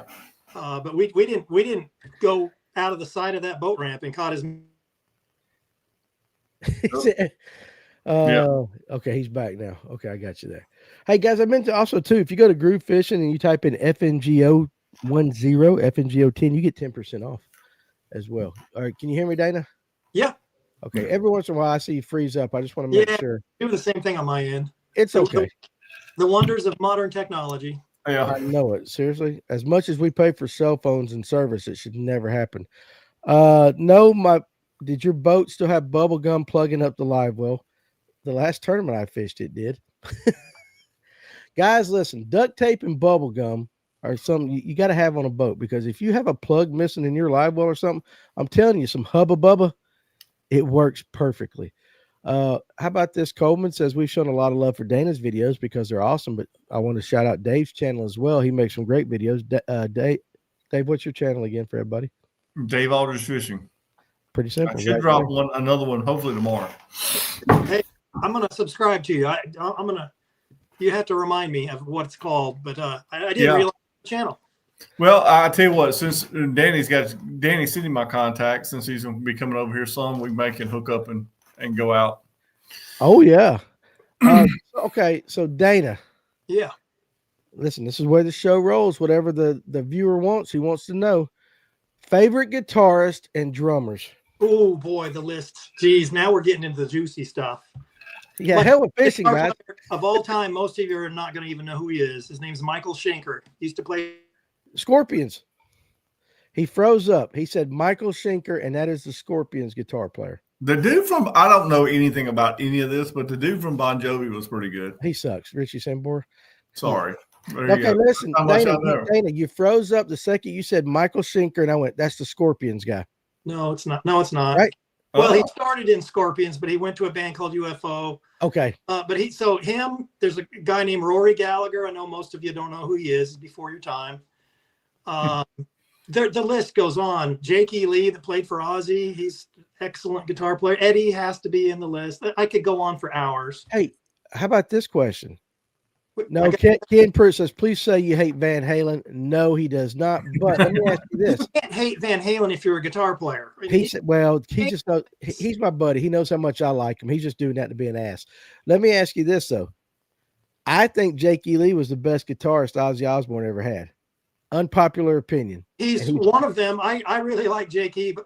Lee, but I like his band Badlands after Ozzy. Yeah. Two of the greatest, modern rock albums, in my opinion. And as far as drummers go, John Bonham for Led Zeppelin is probably the greatest drummer to ever live, in my opinion.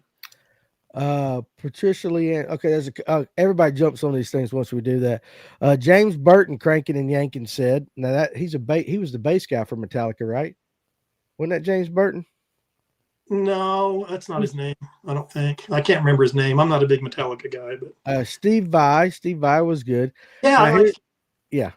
I actually went to the Guitar Institute of Technology and studied there for, I graduated as a guitar major, but it's just so I got to meet. You got to meet Steve Vai?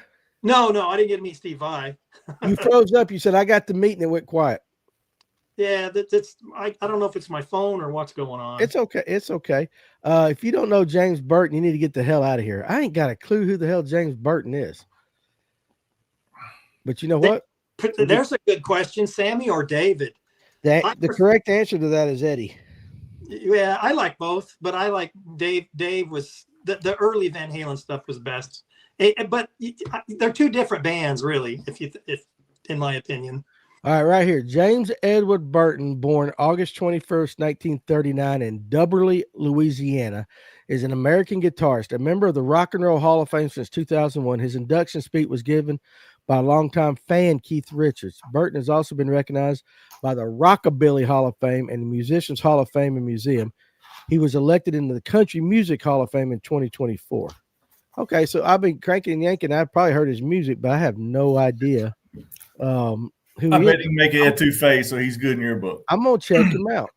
Zach Wildcarver said, listen, I like both. I'm one of the Van Halen fans that like both of them. I listen to both of them all the time, so it doesn't bother me. But the correct answer is Eddie.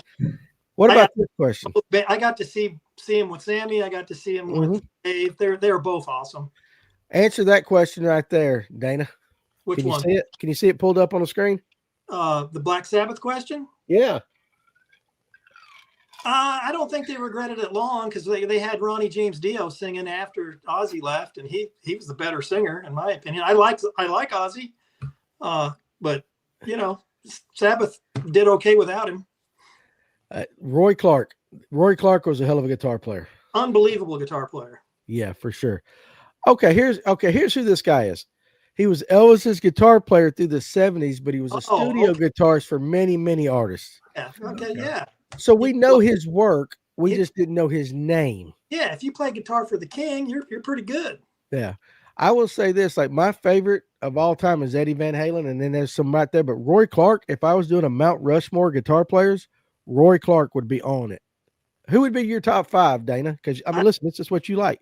I can't pick top five. There's just so many. But you got to, because I asked the question. Oh, yeah. Jeez. Top five, because you are a guitar player. Who's your top five? Who's on your Mount Rushmore? Give me 4 or 5. There's a guy named Tommy Bolin. I know none of you have heard of him. He played in Well, his Tommy Bolin, look him up. He played in Deep Purple for a while, played in James Gang. He's one of my top 5. Rory Gallagher, Irish blues guitar player, rock and roll guy. Mm-hmm. Michael Schenker would be there. That's what is that? 3. Eddie's got to be in there. There you go. I don't give a shit. As long as you said Eddie, we're done. And there's no, I'm not even going to list number 5. There's so many. I'll put Jake in there. Jake, he'd be one. Prince was a good guitar. That's the thing is like, listen, it's kind of like Michael Jordan being the greatest, but Michael Jordan will say, I didn't play guys of other eras and everything. Well, it's a subjective thing. It's just personal taste. How can you say one's better than the other? You can't really. It's subjective. The right answer is, what do you like to listen to the best? And that's the way I go like that. Dave, I don't even know what the hell you listen to. We've never listened to music together. I'm a country guy, man. Yeah, I figured you would. I like some country. My last band I was in, we kind of did a country rock type of thing. So it's always country with me, man. I don't deviate from the highway until they get that Friday thing where they're all up there drunk and they're talking to the truckers and all this crap. And I turn it on something else, but not more, unfortunately. The women are prettier, bro. In country? I figured I pinned you as like a Cardi B kind of guy. Okay. Okay. That's a low blow there. How about a side of Miranda Lambert? Miranda Lambert. It is subjective for sure. SRV is tops for me. Oh yeah. Stevie Ray would be up there for me as well. Tommy Rowland. Cranking, I get you. Paisley is a pretty damn good guitar player. Yeah, yes. Brad Paisley's awesome. Brad Paisley, to me, if you ask me, as far as like pure country, him and then what's the bluegrass kid that's out now? Billy Strayhorn. Yes. Yeah. Like, those two right there to me are like amazing. He's a rock and roll guy that plays. Yeah. All right, we'll get back on fishing. So like that, because like there's like somebody's going to tune in, and like this is going to be the first moment they tune in, and we ain't talking fishing. We're talking about guitar players and everything. Like, what the hell is this all about? Billy Strings is awesome though. All right, Dana, how about this? We're getting a little long into the show. All right, let's go into November. Yeah. Okay, we're going into November, and if you're not out hunting deer, you're going to be on the water. So and we know you're not going to be hunting your deer in your yard. Nope. What are you going to be looking for as far as number one, the turnover? Are you experiencing any? I know you ain't been on the water this week, but like, how do you fish a turnover up north? I don't start with there. There's a certain population of fish that stay shallow all year long on Lanier. Actually, it's late at night up there, wherever he's at in Gainesville. It's like late at night. I don't know if you can hear us, but you're frozen up. It's a great picture of you, though, Dana. I mean, it's a good picture. Mouth's not open or anything. Mouth's not open, like that. He might be back. Can you hear us? I can hear you now. All right, okay, okay, you're still frozen. Give me that answer again. I can't remember what I said now. Oh, so I won't change much of anything going into November because there's a certain population of fish that stay shallow all year long on Lanier. And I think that's the same for every lake. And I'll continue to, until I start seeing stripers show up, I'll continue to fish shallow. And, we're getting very close to hair jig time. I'll start throwing that here. I'm going to try it tomorrow and see what happens, but still a little early. It's the turnover takes a while on Lanier. It won't finish turning over until Christmas most years. It is slow. I think it does happen a lot slower than what a lot of people think. I have a question, Danny. Dana, do you think, because I know a lot of people on Lanier run from the turnover, do you feel like it pushes more fish shallow? Because it seems like what I've learned, and not being a native Georgian and fishing on Lanier for 20 years, it seems like more fish push shallow during the turnover, which is honestly, I kind of run towards the turnover. Well, again, I'm fishing the north end. It's a different ball game for me up on the north end. They're shallow all year long, Right. I don't see much difference from when it's turning over from when it's not, because I'm targeting the shallow stuff. But the one thing I will say is once the turnover happens, the fish are going to be more bottom oriented. That's when my hair jig really comes into play. So that's right. We're getting very close to that. I don't really worry about the turnover personally. I just keep fishing, We'll start fishing deeper and deeper points coming up here soon, hopefully tomorrow. But I think with the wind forecast, I'll probably be chucking that spinnerbait. Yeah. Okay, you mentioned the hair jig. Give me your top 3 baits for November. Oh, for November, I'm going to mention the Spro E-Pop because I'm a topwater guy. I love topwater. And there he goes. See, every time I ask him a loaded question or a question, You go. he gone. It's like the damn Chinese are not letting his answers get out. Yeah. Can you hear me now? Yeah. We do hear you now. We can't see you, but go ahead. We didn't hear. We heard E-Pop. Oh yeah, I'll use an E-Pop is going to be there for November. And a black and blue jig. Like I said, I'll use that all year long. And just judging by, it just depends on how soon the stuff starts to turn over. But I got to list my hair jig because I use it. Oh yeah. I'll be using it soon here if it's not working already. So cranking and yanking, the Spro E-Pop is basically their little popping bait. Around here, a lot of guys, and I'm going to ask Dana this question. Like I throw chrome and blue because we got a lot of herring on Lake Lanier, Clearwater. Dana, what color E-Pop are you throwing? I haven't used a color of theirs yet that I didn't like. So You just the day. I use the chrome and blue some. I like that chartreuse and silver one. Yep. Lately, I've been experimenting with. There's like a perch colored one. Nobody throws that one. It works. But they every color they make is good. Yeah, that's exactly right. Cranking and yanking. Dave hit you up in that. It's like a Pop-R. It's their version It's of much it. better than the Pop-R. It's much better. I mean, it's same basic thing, I guess, but it's much better than the Pop-R. Absolutely, absolutely. Well, I tell you what. So, you guys, hey, listen, we're getting closer. If you got any additional questions for Dana, you need to throw them out here really quick so I can get him to answer that. And then, because it is getting a little late. It is Saturday night. Dana might have a date. He might have things to do. I don't know what's going on in his life. Carver says, have you ever fished Toto on the north side of Lanier? And do you prefer the north side of the lake or the south side? I will tell you guys where he answered this. He lives on the north side, so that is the most convenient to him. And I know he spends the majority of his time on the north side of Lanier. And I will say that I do prefer the north end. It's just a different kind of fishing. There's not as many people. A lot of times when I go out, I'm the only guy in the creek I'm fishing. And that to me, that's it's worth it just for that. Yep. You don't have a bunch of boats going by at 100 miles an hour. And, I like peace and quiet when I'm fishing, and I like the north end. Yep. I agree with you on that. Michelle wants to know why. I know you tie your own, but for those that don't tie, white bucktail jig for stripers. Depends on the day. White or that chartreuse is hard to beat. I like an all chartreuse one the best. I'll use that mostly. Stripers love that chartreuse. I got you. And cranking and yanking, because he has to be different because his ass is from Louisiana, likes a chug bug. I was a chug guy for years until I was using that E-Pop. That E-Pop is better in my opinion. I was a diehard chug bug guy, but I'll catch more fish and better fish on the E-Pop. Okay, there you go. Dana, when do you think the topwater bite will die for the year? Most years I'll catch topwater fish into December. This year's been a little funny though. I don't, it's the topwater's been a little slow for me this year.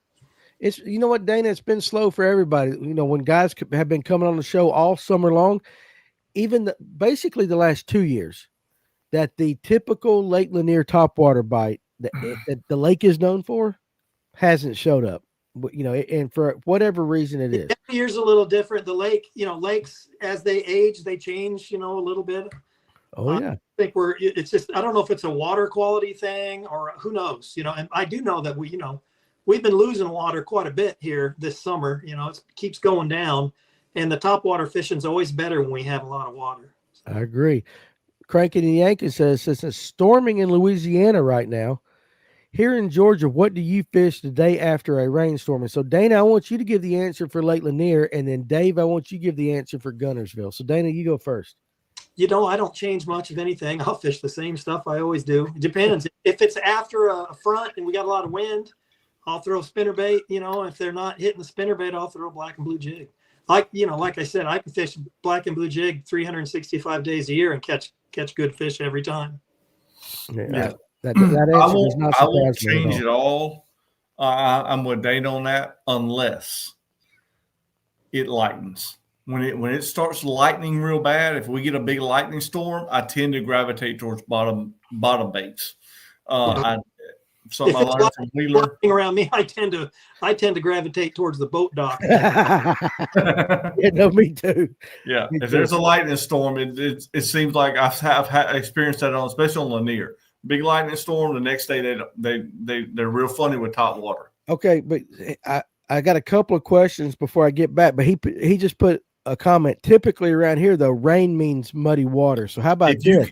If you can find a mix, so I've done this a lot in Louisiana.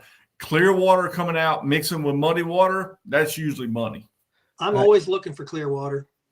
Personally, I look for the clearest water I can find. Lanier just seems like they're site oriented, Yeah. And one of you guys earlier mentioned changing the hooks on the EPOP. I don't know which one it was, but do you change the hooks on the EPOP? Was it you, Dave, or was it him? I think it was Dana, but it was I do the same thing. I go with the Owner ST36. It's a round bend hook, but I use it on every top. If I'm throwing a top water on Lanier, it's going to have ST36s in it. This is the sharpest, most stickiest hook I have ever found. Can you guys hear me?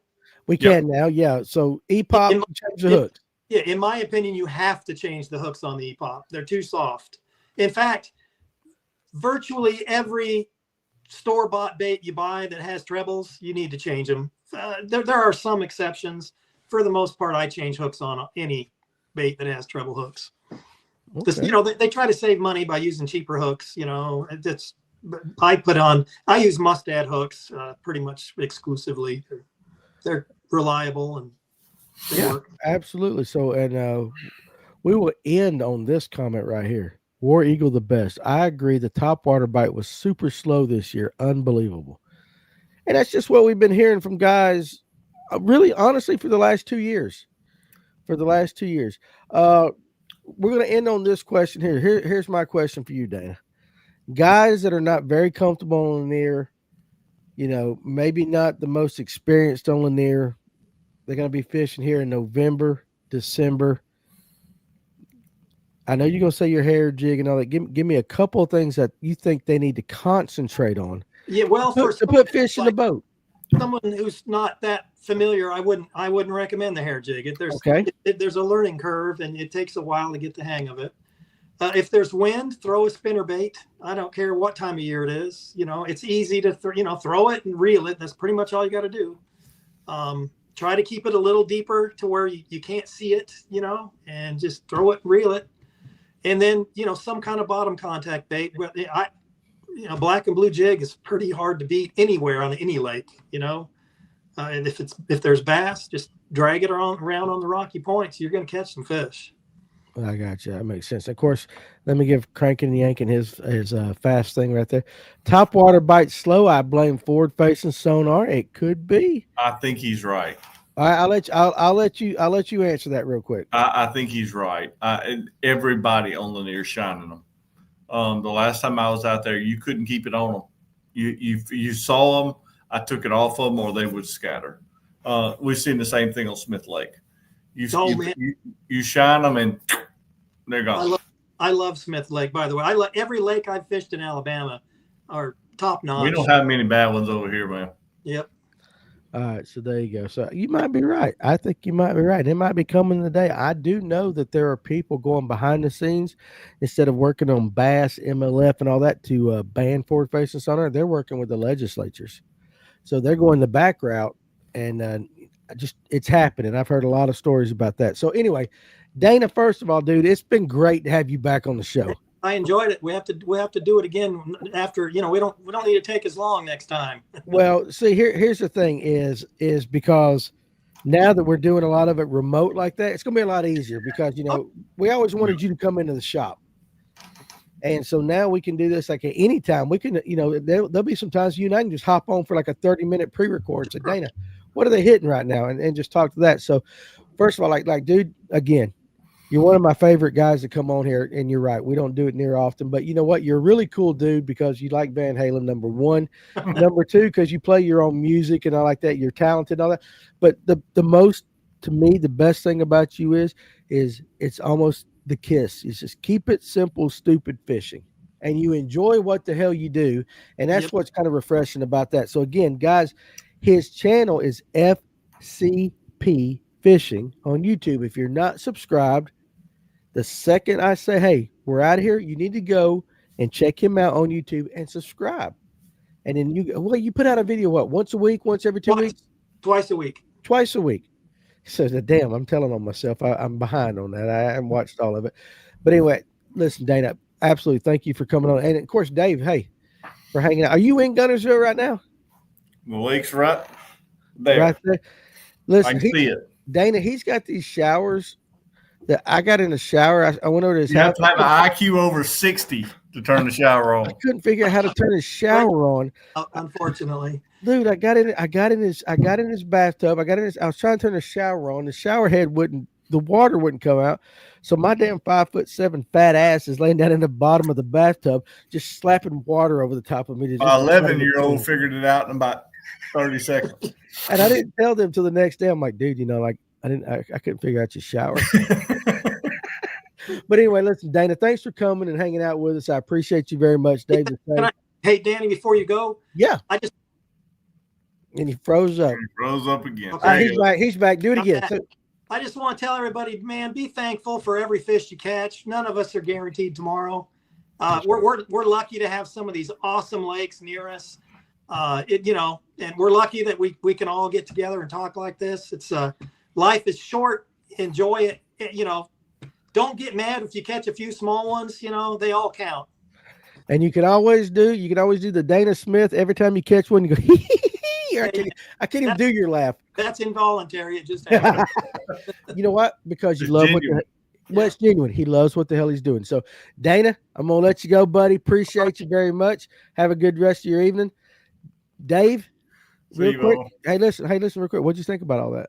It's good stuff. He's very good at what he does. He's simple, man. And like I said, the more I fish, the more I try to get there. Yeah. I think it was a good show.